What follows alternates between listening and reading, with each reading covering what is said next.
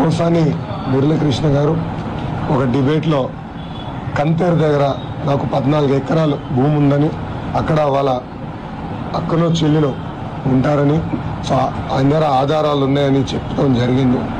So నేను చాలా సూటిగా లీగల్ నోటీస్ కూడా ఆయన పంపించడం జరిగింది. ఒకసారి కాదు 2 సార్లు పంపించా. 2 సార్లు ఆయన రిజెక్ట్ చేశారు. ఎందుకు రిజెక్ట్ చేశారో ప్రజలకు ఇప్పుడు ఆయన చెప్పాలి. అంటే మీరు ఆరోపణలు చేస్తారు, పారిపోతారు.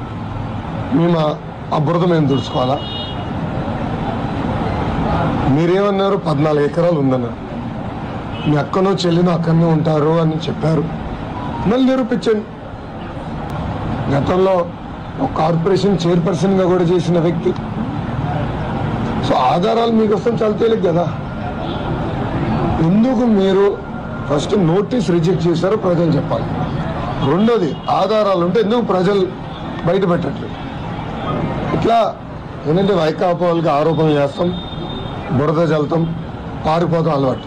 దానికి చెక్ పెట్టేదానికి ఈరోజు నేను డిఫమేషన్ కేసు వేసా. నేను దాంట్లో చాలా స్పష్టంగా చెప్పా, ఇమ్మీడియట్గా క్షమాపణ చెప్పాలని. అదేవిధంగా నన్ను పెట్టిన ఇబ్బందులకి 5 కోట్ల రూపాయలు చెల్లించాలని కూడా నేను నోటీస్లో చెప్పడం జరిగింది. నేను న్యాయ పోరాటం చేస్తాను. కొంచెం టైం పట్టినా నేను వదిలిపెట్టాను.